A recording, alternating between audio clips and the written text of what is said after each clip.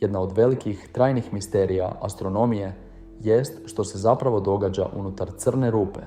Znamo da sve što se previše približi crnoj rupi biva rastrgano i uništeno, zahvaljujući njezinim golemim, plimnim gravitacijskim silama. No, kad bismo mogli uskočiti ravno unutra, prema samom srcu crne rupe, što bi se tada dogodilo i gdje bismo završili? Upravo je to jezivo znanstveno pitanje mučilo znanstvenike više od 100 godina i zato će biti naša današnja tema. Crne rupe su najfascinantniji i najtajanstveniji objekti u svemiru. Jedan su džepovi prostora koji postoje izvan zakona prirode, mjesta gdje prostor i vrijeme, onako kako ih poznajemo, prestaju postojati. Što se točno događa u unutrašnjosti jedne od tih univerzalnih granica ostaje misterij. Ali među svim mogućim objašnjenjima uvijek postoji jedna neizbježna mogućnost, koja se ne može ni dokazati ni odbaciti. Ideja da crne rupe predstavljaju portale, prolaze prema drugim dijelovima svemira ili čak prema potpuno novim svemirima. Danas ćemo pokušati razjasniti što se uistinu nalazi na drugoj strani crne rupe. Savijanje prostor vremena. Kako bismo razumjeli kako crna rupa može djelovati kao prolaz, najprije moramo razumjeti samu prirodu prostora i vremena. Nitko to do sada nije shvatio bolje od Alberta Einsteina. Prema njegovoj svjetski poznatoj i vremenski iskušanoj općoj teoriji relativnosti, prostor i vrijeme su neraskidivo povezani, poput dviju strana iste kozmičke medalje. Zajedno tvore savitljivu kozmičku tkaninu, koja prožima cijeli svemir, poznatu jednostavno kao prostor-vrijeme. Kažemo da je to tkanina, jer se zakrivljuje pod utjecajem mase. Ravnina prostor-vremena deformira se prisutnošću mase, a masa je oblik kondenzirane energije. Tamo gdje postoji kondenzirana energija, prostor-vrijeme će se saviti oko nje, a taj učinak osjećamo kao gravitaciju. Što je masa veća i koncentriranija, to će se prostor-vrijeme oko nje jače savijati. Ako bismo dovoljno mase stisnuli u dovoljno malen volumen, tada bi se prostor-vrijeme deformiralo toliko snažno da bi u toj tkanini nastala bezdan, vječna rupa. Unutar tog područja zakrivljenog prostor-vremena, gravitacijski utjecaj je toliko jak da prostor-vrijeme samo počinje teći u anomaliju, noseći sa sobom sve, pa čak i svjetlost. Rezultat je tamna sfera oko regije u kojoj svjetlost biva povučena u gravitacijski ponor. Ta granica zove se horizont događaja i tako nastaje crna rupa. U središtu svake crne rupe leži singularitet prostor-vremena. Točka toliko deformirana kompresijom mase da probija samu tkaninu svemira i postaje fizička granica univerzuma. To je mjesto gdje sva svjetlost i materija pronalaze svoj vječni kraj. Osim toga, crna rupa ima i takozvani singularitet zakrivljenosti, dio u kojem zakrivljenost prostor-vremena poprima beskonačne vrijednosti. Upravo na tom mjestu znanost prestaje funkcionirati prema općoj teoriji relativnosti i našim ostalim modelima. Kada bismo nekako uspjeli preživjeti sve do tog trenutka, doživjeli bismo nešto vrlo čudno. Prostor i vrijeme, kao povezane cjeline, zamijenili bi uloge. Unutrašnjost crne rupe postaje beskonačna. Singularitet više nije fizička točka, već neizbježan događaj u budućnosti. Prostor je toliko zakrivljen da svi putevi vode ka singularitetu, ali vrijeme je toliko iskrivljeno da bi nam trebalo beskonačno mnogo vremena da ga dosegnemo, jer se vrijeme izvana usporava i na kraju potpuno staje. Naša kozmička sudbina tada bi bila zapečaćena. Zauvijek bismo ostali smrznuti u tom trenutku vremena. Singularitet sada predstavlja beskonačnu budućnost jedne bezoblične, bezvremenske dimenzije iz koje ništa nikada neće moći pobjeći. Nikada ne bismo dosegli dno tog ponora.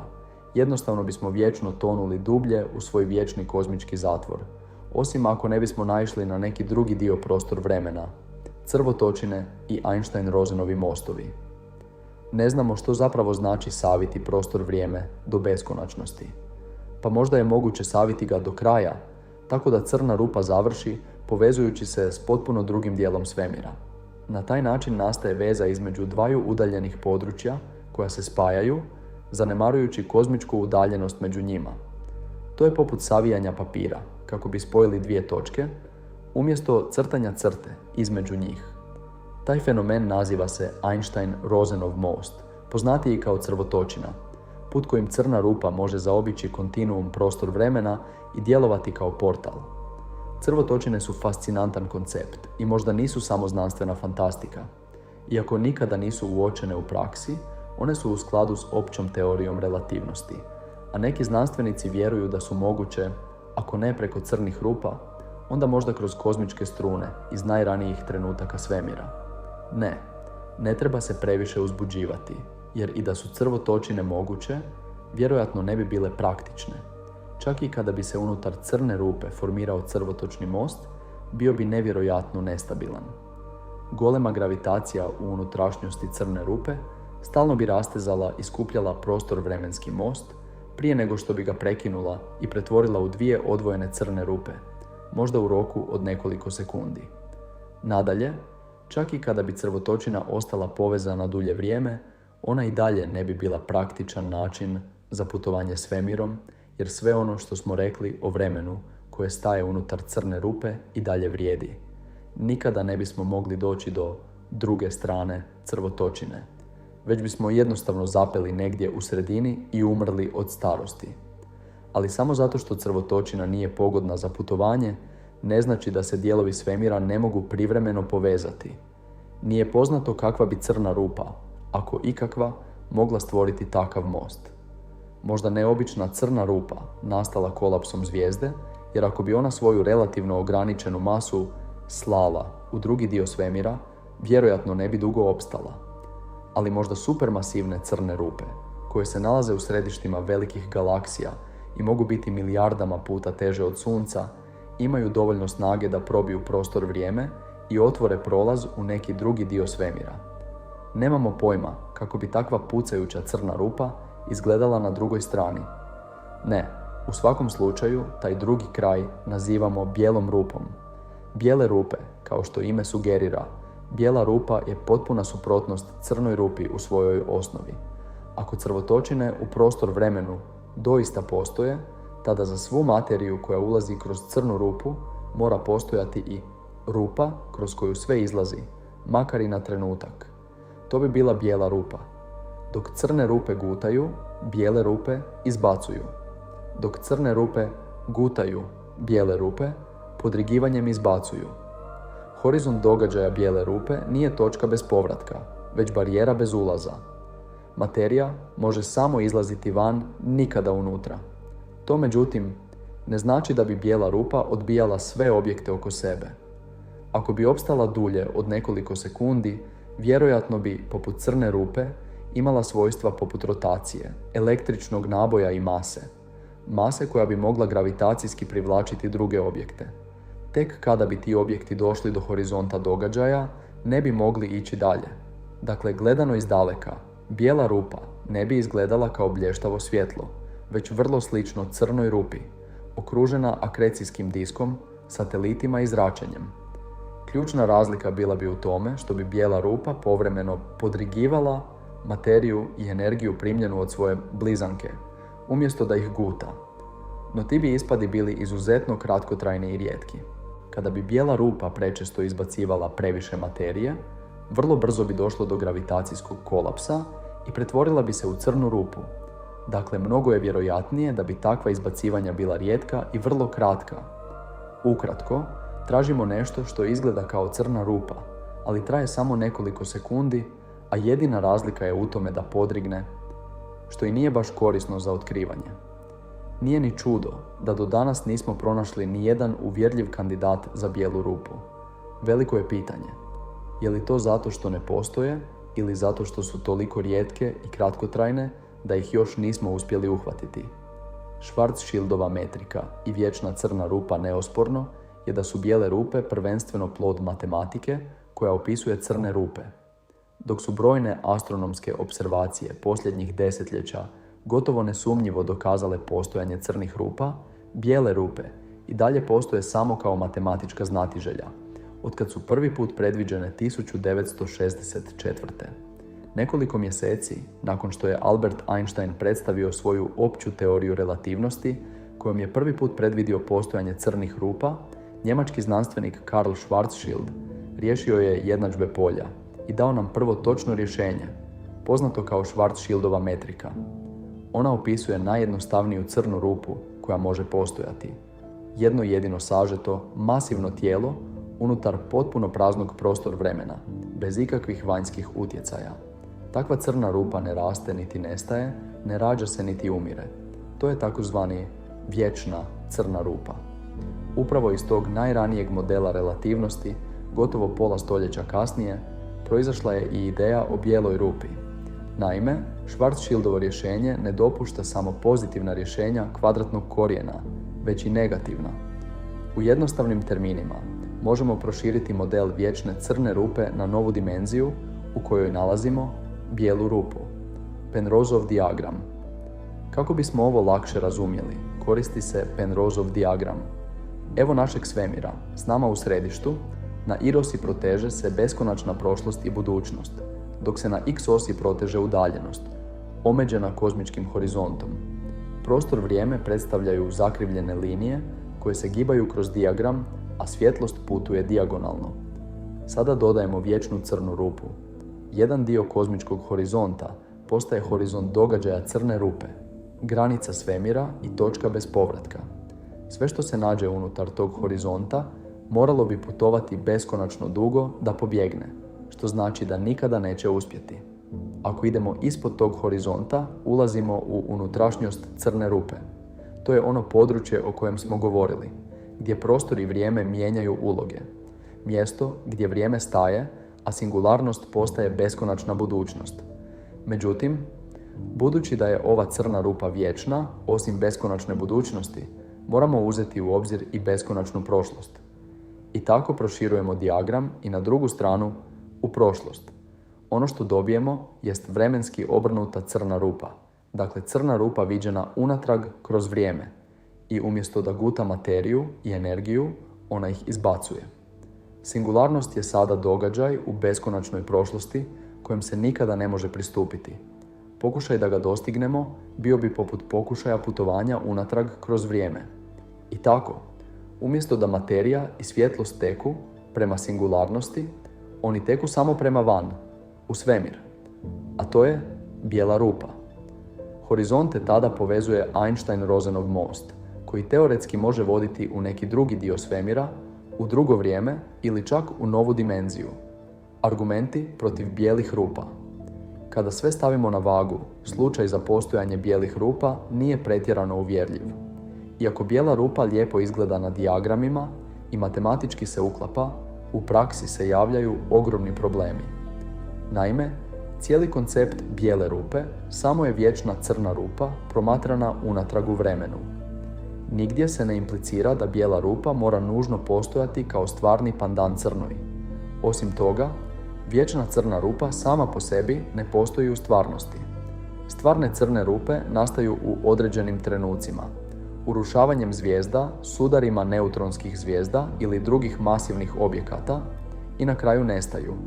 Prema teoriji Stephena Hawkinga, one tijekom nevjerojatno dugih vremenskih razdoblja isparavaju kroz Hawkingovo zračenje. Dakle, nisu vječne. Dodatno, vremenski obrnuta crna rupa u stvarnosti ne bi bila neka egzotična rupa koja povraća materiju, već jednostavno objekt koji ju je stvorio, urušena zvijezda ili oblak plina, viđen unatrag kroz vrijeme. Još jedna važna stvar. Iako su crne rupe, crvotočine i bijele rupe matematički kompatibilne s općom relativnošću, treba imati na umu da je ta teorija simetrična u vremenu. Ona ne zna u kojem smjeru vrijeme stvarno teče u našem svemiru. Ali znamo da postoji i drugi temeljni zakon fizike, drugi zakon termodinamike. Prema tom zakonu, entropija, mjera nereda, uvijek mora rasti. A upravo tu nastaje problem. Nema poznatog fizičkog mehanizma koji bi mogao iz ničega stvoriti jako uređenu i kompleksnu energiju bijele rupe. To bi bilo u potpunoj suprotnosti s načinom na koji se energija u našem svemiru ponaša. Sve to, uz činjenicu da nikada nismo opazili nikakav uvjerljiv trag postojanja bijele rupe, čini da se ideja i dalje čvrsto nalazi u području znanstvene fikcije, a ne znanstvene činjenice. Crvotočine, s druge strane, možda još uvijek imaju mali tračak nade. Ako postoje, mogle bi biti ili trenutačne i kratkotrajne, nastaju i nestaju u djeliću sekunde, ili toliko mikroskopske da ih je nemoguće otkriti današnjim instrumentima. Neke verzije teorije struna čak dopuštaju takve mogućnosti. Ali kada govorimo o bijelim rupama, koje se probude i izbace ogromne količine materije u drugi dio svemira, zaključak je prilično razočaravajući. Znanost ih ne podržava, a dokaza nema. Može se tvrditi da još nismo dovoljno tehnološki napredni da ih učinkovito tražimo. Možda nam instrumenti nisu dovoljno osjetljivi da bismo uhvatili tako rijedak i kratak događaj. No, većina znanstvenika ipak zaključuje da su bijele rupe tek proizvod naše teorijske mašte. To zvuči antiklimaktično, znam, ali vrijedi napomenuti. Ovo samo isključuje ideju da crne rupe vode u druge dijelove našeg svemira. Ono što se time ne isključuje jest ona neizbježna i najuzbudljivija ideja da crne rupe možda vode u potpuno nove svemire. Bijele rupe kao novi svemiri.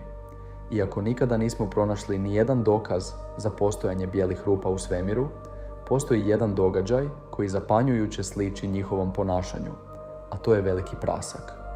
Veliki prasak bio je trenutak u kojem je energija cijelog svemira odjednom oslobođena, gotovo poput singularnosti, a od tada sve širi prema van. Još i danas, milijardama godina kasnije, galaksije i materija nastavljaju se međusobno udaljavati, potaknute misterioznom silom koja širi prostor, baš onako kako bismo očekivali da bijela rupa izbacuje materiju iz svoje unutrašnjosti. Kao što smo ranije rekli, horizont događaja bijele rupe nije točka bez povratka, već vremenska barijera, granica preko koje se ne može natrag u prošlost. A u ovom slučaju, veliki prasak upravo je ta vremenska barijera. Horizont događaja velikog praska bio je trenutak kada je svemir nastao, prije otprilike 13,8 milijardi godina. Ništa u našem svemiru nikada ne može probiti tu granicu ili postojati prije tog trenutka, jednostavno zato što to vrijeme ne postoji unutar naše stvarnosti. Sličnosti između velikog praska i zamišljenog ponašanja bijele rupe su zapanjujuće.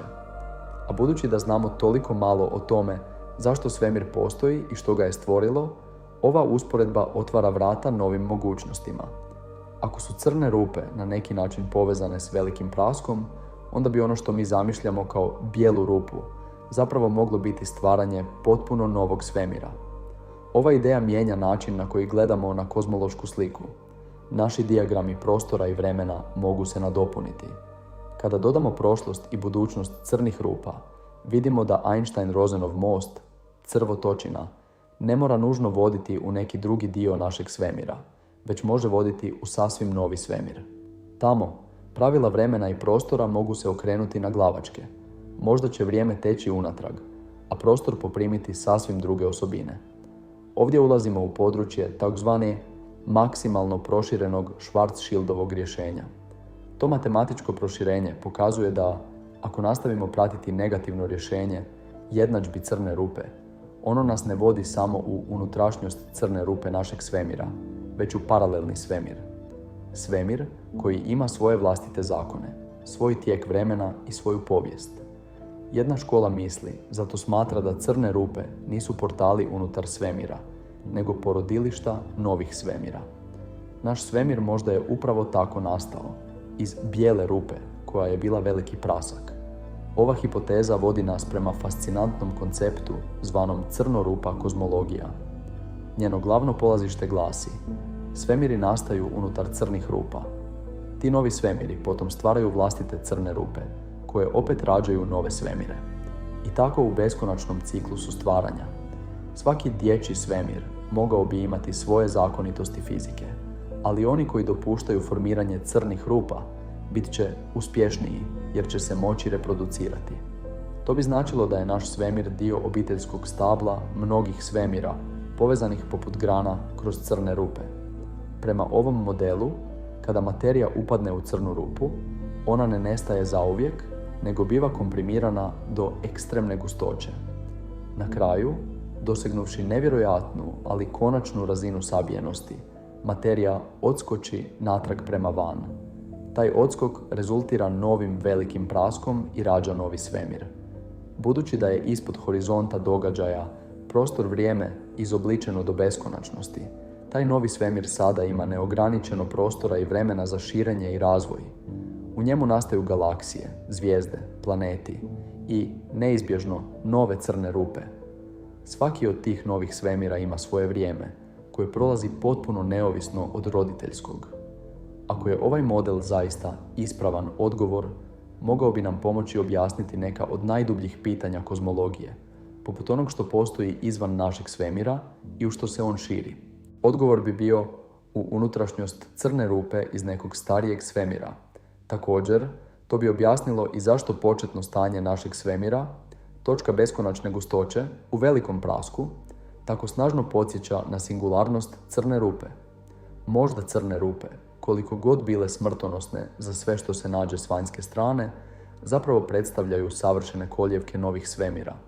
Čak i ako crvotočine nikada ne zažive u stvarnosti, mogućnost da crne rupe vode prema novim univerzumima i dalje ostaje itekako realna.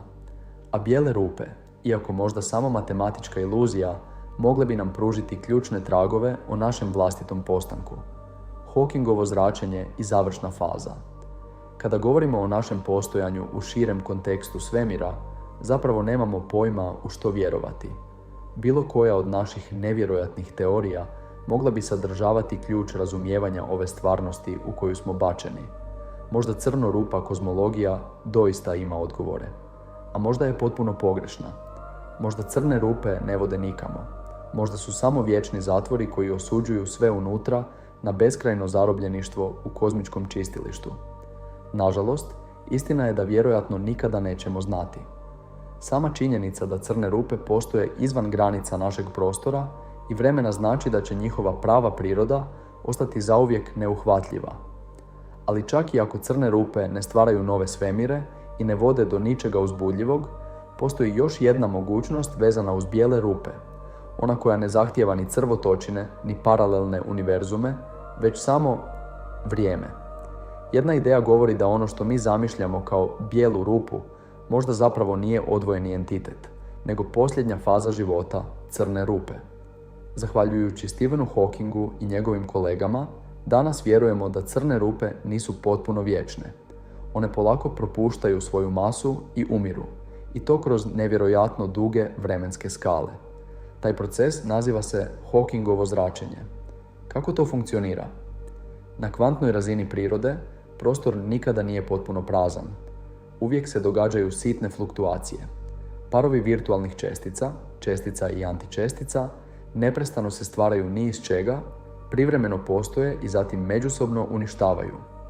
Ovaj fenomen događa se posvuda u svemiru, pa čak i uz sam horizont događaja crne rupe. Ponekad, jedna čestica iz tog para padne u crnu rupu, a druga uspije pobjeći.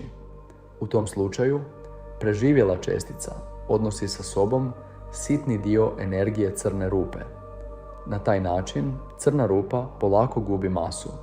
S vremenom, nakon što prođu nevjerojatno dugi periodi, 10 na potenciju nekoliko desetaka godina, ovisno o masi crne rupe, ona će izgubiti toliko energije da će se smanjiti do mikroskopske veličine.